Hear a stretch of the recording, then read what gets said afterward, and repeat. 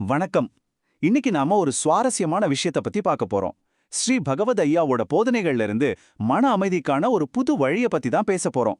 இது வெறும் டெஸ்டினேஷனை மட்டும் சொல்லாம அங்க போறதுக்கான ஒரு முழு மேப்பையே நம்ம கையில கொடுக்குது. நீங்க எப்பவாச்சும் ஆன்மீக பாதையில போகும்போது ஒரு ஊருக்கு வழி தேடினா வெறும் போஸ்ட் கார்டு மட்டும் கையில கிடைச்ச மாதிரி ஃபீல் பண்ணிருக்கீங்களா? நாமளும் அப்படிதான். அமைதி, ஞானம்னு அதோட அழகான விளக்கங்கள் எல்லாம் சேகரிச்சு வச்சுக்கிறோம். ஆனா நிஜமா இங்க எப்படி போறதுன்னு வழி மட்டும் கடைசி வரைக்கும் தெரிய மாட்டேங்குது. பல நூற்றாண்டுகளா குருக்கள் ஞானம்னா எப்படி இருக்குன்னு வர்ணிச்சாங்களே தவிர அங்க போறதுக்கு வழி சொல்லவே இல்ல. நிறைய பேருக்கு இருக்கிற அந்த விரக்திய இந்த போதனை ஒரு சிம்பிளான உதாரணம் மூலியமா ரொம்ப அழகா சொல்லுது. சரி, வாங்க இதை இன்னும் கொஞ்சம் டீட்டெயிலா பார்ப்போம். இப்போ நீங்க சேலத்துக்கு எப்படி போகணும்னு வழி கேட்குறீங்கன்னு வச்சுக்கோங்க. ஒருத்தர் வராரு, அங்க இருக்கிற ஏற்காடு மலை எவ்வளோ அழகா இருக்குன்னு சொல்றாரு. இன்னொருத்தர் மேட்டூர் டேம் எவ்வளோ பெருசுன்னு சொல்றாரு. மூணாவது ஒருத்தர் வந்து அங்க கிடைக்கிற மாம்பழம் எவ்வளோ இனிக்குன்னு வர்ணிக்கிறார். இப்ப என்ன ஆச்சு? உங்ககிட்ட சேலத்தை பத்தி ஏகப்பட்ட தகவல் இருக்கு.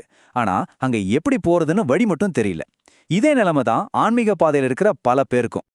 அப்போ ஒருவேளை பிரச்சனை நம்ம பயணத்துல இல்லாம நம்ம மனசுக்கான ஒரு ரூட் மேப் நம்ம கிட்ட இல்லாதது தான் பிரச்சனையா இருக்குமோ?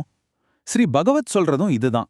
உண்மையான ரகசியம் இன்னும் அதிகமா முயற்சி பண்றதுல இல்ல, நம்ம மனச பத்தின நம்மளோட அடிப்படை புரிதலை மாத்துறதுல தான் இருக்கு.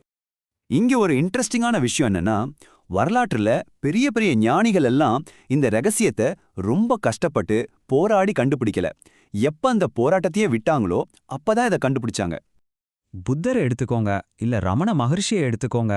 ரெண்டு பேருக்குமே அந்த பெரிய திருப்புமுனை எப்ப வந்தது தெரியுமா?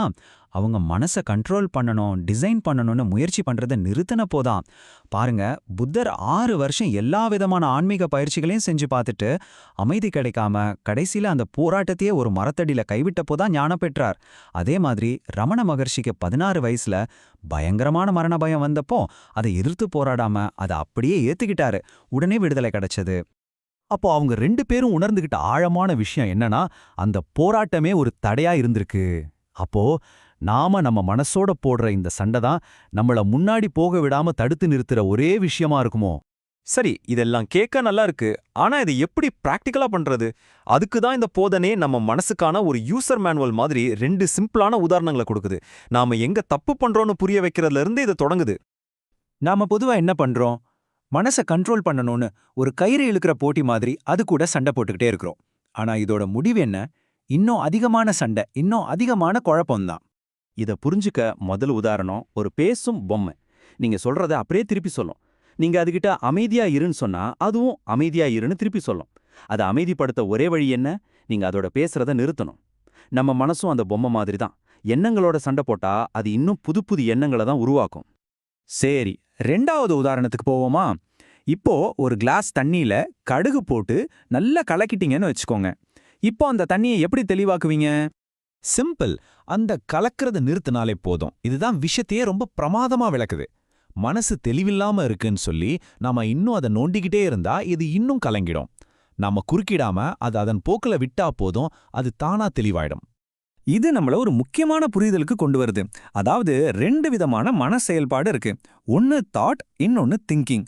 தாட்டுங்கிறது நம்ம மனசுல தானா ஓடுற ஒரு மென்டல் மூவி மாதிரி, ஒரு கனவு மாதிரி. அது பாட்டுக்கு வரும், அது பாட்டுக்கு போகும். ஆனா திங்கிங் அப்படி இல்ல. அது நாம வேணும்னே கான்ஷியஸா செய்யற ஒரு செயல், ஒரு வேலையை பிளான் பண்ற மாதிரி. நம்ம இதை புரிஞ்சுக்கணும். சரி, எண்ணங்களை அதன் போக்குல விட்டுடலாம். ஆனா நம்மளோட உணர்ச்சிகள் ரொம்ப சக்தி வாய்ந்த, சில சமயம் ரொம்ப வலிக்கிற அந்த உணர்ச்சிகள் என்ன பண்றது?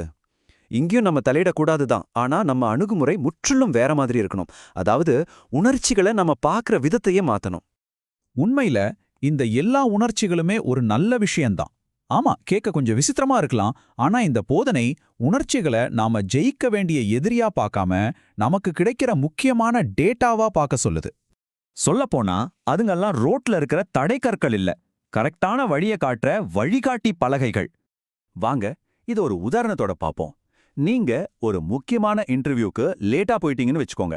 முதல்ல என்ன வரும்? பயம். உடம்புல ஒரு பதட்டம், ஒரு அவசரம் உண்டாகும். இப்போ அந்த பயத்தோட சண்டை போடாம அந்த எனர்ஜியை நாம கவனம் செலுத்த பயன்படுத்தலாம். உடனே என்ன பண்ணுவோம்? ஒரு டாக்ஸியை கூப்பிட்டு பிரச்சனையை சால்வ் பண்ணுவோம். பாத்தீங்களா? இங்க அந்த பயம்ங்கிற உணர்ச்சி ஒரு பிரச்சனையா இல்ல, அதுவே ஒரு எரிபொருளா மாறிடுச்சு. இது நம்மள இந்த போதனையோட கடைசி, அதே சமயம் மிக ஆழமான ஒரு வெளிப்பாட்டுக்கு கூட்டிட்டு போகுது. இங்க 2 முக்கியமான வார்த்தைகளை நம்ம புரிஞ்சுக்கணும். ஒன்னு விடுதலை, அதாவது முக்தி. இன்னொன்னு ஞானம். விடுதலைங்கிறது நம்ம கஷ்டப்பட்டு அடைய வேண்டிய ஒரு விஷயம் கிடையாது. அது நம்ம மனசோட இயற்கையான சுதந்திரமான நிலை. அது எப்பவுமே நடந்துட்டு தான் இருக்கு. அப்போ ஞானம்னா என்ன? ரொம்ப சிம்பிள். நம்ம மனசு ஏற்கனவே சுதந்திரமா தான் இருக்கு. அதை நாம சரி பண்ண எந்த வேலையும் செய்ய தேவையில்லைன்னு நாம புரிஞ்சுக்கிற அந்த ஒரு நொடி தான் ஞானம். அப்போ இதோட அர்த்தம் என்னன்னா, மனசை பொறுத்த வரைக்கும் நமக்கு எந்த வேலையும் இல்ல. ஆமாம், நம்ம மனசை சரி பண்ண, கண்ட்ரோல் பண்ண, பெர்ஃபெக்ட் ஆக்க நாம் எடுக்கிற ஒவ்வொரு முயற்சியும் தேவையில்லாதது ஒண்ணு மட்டும் இல்ல. அதுதான் ஏற்கனவே அங்க இருக்கிற அமைதியை நம்ம அனுபவிக்க விடாம தடுக்கிற ஒரே விஷயம். அப்போ இன்னைக்கு நாம இந்த ஒரு சக்தி வாய்ந்த கேள்வியோட முடிக்கலாம். ஒருவேளை நம்மளோட ஒரே வேலை நம்ம வழியில இருந்து நாமளே விலகி நிக்கிறது மட்டும்தான்னா என்ன ஆகும்?